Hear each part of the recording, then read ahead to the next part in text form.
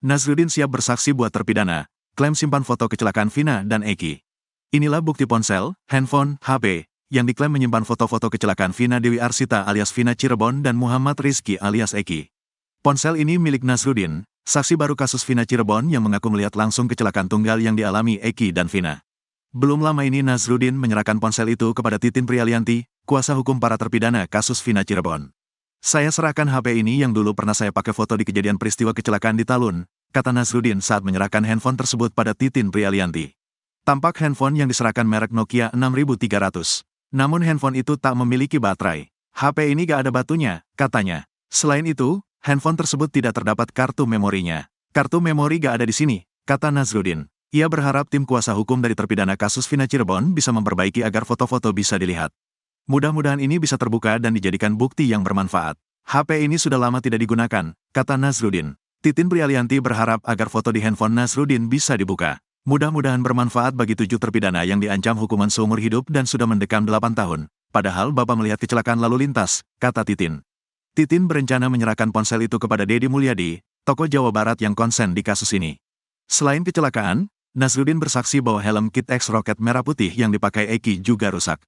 Betul, helm pecah, kata Nazrudin. Menurutnya yang tidak rusak hanyalah kaca helm tersebut. Yang nggak pecah itu mikanya, kata Nazrudin. Sebelumnya, bukti foto di ponsel ini diklaim dimiliki Nazrudin, saksi baru kasus Vina Cirebon saat bertemu dengan tokoh Jawa Barat, Deddy Mulyadi belum lama ini. Nazrudin mengaku melihat langsung kecelakaan tunggal Eki dan Vina di malam itu. Diceritakan, saat itu dia baru saja berkeliling menawarkan jasa tambal bola sepak di sekolah-sekolah dan lapangan futsal. Saat itu dia sempat berhenti di jembatan Talun karena takut ada seseorang yang mencurigakan di depannya. Saya berhenti di situ. Agak gelap, di depan itu ada orang. Saya takut dibegal.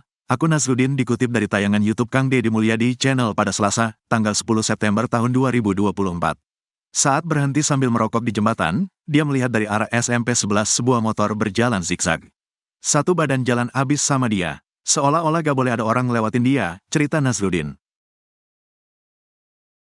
Otto Hasibuan geram dengar kekejaman oknum penyidik terhadap para terpidana. Pengacara Otto Hasibuan begitu murka setelah kekejaman oknum polisi diungkap di sidang PK terpidana kasus Vina Cirebon.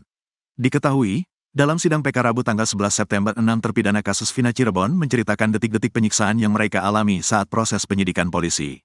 Salah satu terpidana kasus Vina Cirebon, Hadi Saputra, mengaku dirinya disiksa secara kejam oleh polisi setelah ditangkap pada tanggal 31 Agustus tahun 2016.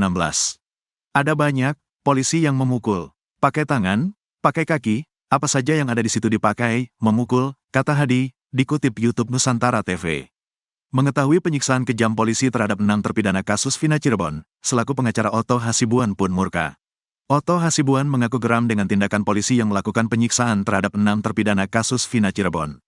Penyiksaan itu sangat kejam. Balsem disuruh masuk ke alat kelamin, mata disterum, tangan diinjak kursi, minum air kencing, makan di lantai disuruh sendiri, kata Otto Hasibuan. Ini negara apa kalau sampai itu dibiarkan? Ini menyedihkan sekali, saya tak terbayang di negara hukum bisa terjadi seperti ini, tegas Otto Hasibuan. Otto Hasibuan pun menilai kejadian penyiksaan terhadap 6 terpidana kasus Vina Cirebon ini akan semakin memperburuk citra polisi. Citra polisi menjadi buruk, tambah Otto Hasibuan. Oleh sebab itu, Otto Hasibuan pun menginginkan kasus Vina Cirebon ini tidak hanya untuk mengungkap keadilan saja. Namun jauh dari itu, Otto Hasibuan ingin praktek penyiksaan yang dilakukan polisi terhadap 6 terpidana kasus Vina Cirebon tidak terjadi kembali. Kami mempunyai beban agar pemerintah membersihkan penyiksaan ini gak boleh lagi terjadi, pungkas Otto Hasibuan. Setelah itu, terungkap peran Ibtu Rudiana dalam penyiksaan para terpidana kasus Vina Cirebon pada 2016 silam. Ternyata, Ibtu Rudiana tak hanya membiarkan anak buahnya menyiksa para terpidana kasus Vina Cirebon secara kejam, tapi juga ikut menyiksa. Hal ini diungkapkan Saka Tatal saat menjadi saksi di sidang peninjauan kembali, PK, terpidana kasus Vina di Pengadilan Negeri, PN, Cirebon pada Kamis, tanggal 12 September tahun 2024.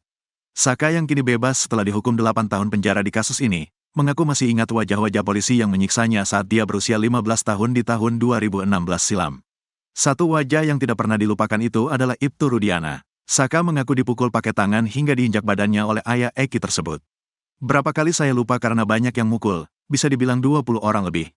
Yakin Rudiana ikut melakukan, kata Saka Tatal. Diungkapkan Saka, penyiksaan itu sudah mulai terjadi saat dia dan 8 temannya yang ditangkap anggota Ibtu Rudiana masuk ke unit narkoba Polres Cirebon Kota. Saat itu dia tidak tahu apa-apa terkait kasus yang membuat polisi begitu beringas. Diakui, Pemeriksaan para tersangka ini dilakukan secara terpisah. Saat di ruang unit narkoba Polres Cirebon Kota itu, dia disetrum dan diinjak-injak. Alat setrum kotak ada tombolnya seperti charger ponsel yang ditempelkan ke seluruh bagian tubuhnya hingga merasakan kesakitan yang luar biasa. Tak hanya itu, mata Saka bengap karena ditonjok polisi berpakaian seragam. Saya disuruh mengaku, katanya teman-teman kamu udah pada ngaku. Pak, saya salah apa? Saka gak pernah melakukan apapun yang melanggar hukum, ungkap Saka. Selama di sel itu Saka mengaku diberi makan, namun nasi yang diberikan itu dilempar ke mukanya sehingga kocar-kacir. Setelah itu, dia disuruh memakannya tanpa menggunakan tangan, tapi pakai mulut langsung mengambil di lantai. Kenapa gak pakai tangan? Tanya kuasa hukum terpidana, Otto Hasibuan. Nanti disiksa lagi, saya udah gak kuat, gak bisa nahan. Yang dewasa udah mengakui, ungkap Saka sambil menangis. Saka juga mengungkap perlakuan polisi yang menjepit tangannya pakai kursi besi hingga membuat tangannya bengkok. Mendengar hal itu, Ketua Majelis Hakim Arif Ferdian langsung meminta Saka maju ke depan menunjukkan kondisi tangannya yang bengkok. Ini diinjek pakai kursi besi, di atasnya ada orangnya, ungkap Saka. Pengakuan Saka sempat membuat Otto Hasibuan tak tahan dan menghentikan pertanyaannya beberapa saat. Nasib RT Pasren di ujung tanduk seperti Ibtu Rudiana. Tak hanya Ibtu Rudiana, nasib mantan Ketua RT Abdul Pasren dan anaknya, Abdul Kahfi juga di ujung tanduk dalam kasus Vina Cirebon. Sejumlah saksi mengungkap kebohongan Pasren dan Kahfi saat hadir di sidang peninjauan kembali, PK, terpidana kasus Vina di Pengadilan Negeri Cirebon pada Kamis, tanggal 12 September tahun 2024. Satu di antaranya, mantan Ketua RW 10, Itno Supriyanto. Itno mengungkap beberapa saat setelah para terpidana dicinduk polisi Polres Cirebon Kota, keluarga mereka mendatanginya. Keluarga terpidana ini meminta bantuan Itno untuk mengantar mereka ke rumah RT Pasren. Keluarga terpidana berharap RT Pasren mau memberikan keterangan sebenar-benarnya tentang keberadaan para terpidana ini saat peristiwa tewasnya Vina dan Eki terjadi pada tanggal 27 Agustus tahun 2016. Keluarga meyakini para terpidana ini berada di rumah milik RT Pasren bersama Kahfi semalaman hingga pagi. Namun, RT Pasren dalam keterangan di kepolisian justru mengaku tidak tahu menahu keberadaan terpidana. Setelah didatangi keluarga terpidana, Itno pun mengantar mereka ke rumah RT Pasren. Semua keluarga terpidana datang, maksudnya untuk datang ke rumah Pak RT Pasren, untuk Pak RT berkata jujur bahwa anak-anak tidur di rumah Pak Pasren, ungkap Itno. Itno membantah saat itu keluarga terpidana memberikan amplop berisi uang untuk RT Pasren. Tidak ada amplop, itu memang spontanitas keluarga terpidana minta diantar ke Pasren untuk menyatakan anak-anak tidur di rumah Pak Pasren, sebut Itno. Lalu, bagaimana respons RT Pasren saat itu? Pak Pasren bilang itu sudah urusan polisi, angkat tangan, ujar Itno sambil mengangkat tangan memperagakan sikap RT Pasren saat itu. Keterangan Itno ini membantah ucapan RT Pasren yang menyebut keluarga terpidana memberikan amplop agar mau bersaksi mengakui para terpidana tidur di rumahnya. Padahal, kata Pasren, saat itu dia tidak melihat para terpidana ini di rumahnya. Sebelumnya, para terpidana saat menjadi saksi mahkota untuk terpidana lain juga mengungkap bahwa mereka tidur semalaman di rumah RT Pasren bersama Kahfi, salah satunya Hadi Saputra yang mengaku saat tewasnya Vina dan Eki pada 27 Agustus 2016, dia tidur di rumah kontrakan milik Kahfi, RT Pasren, bersama 9 temannya. Hadi dan 9 temannya itu baru bangun esok harinya, tanggal 28 Agustus tahun 2016 setelah dibangunkan RT Pasren. Hadi bahkan baru mengetahui tewasnya Eki dan Vina di flyover Talun setelah 2 hari kejadian. Karena tak tahu menahu, Hadi pun melakukan aktivitas seperti biasa.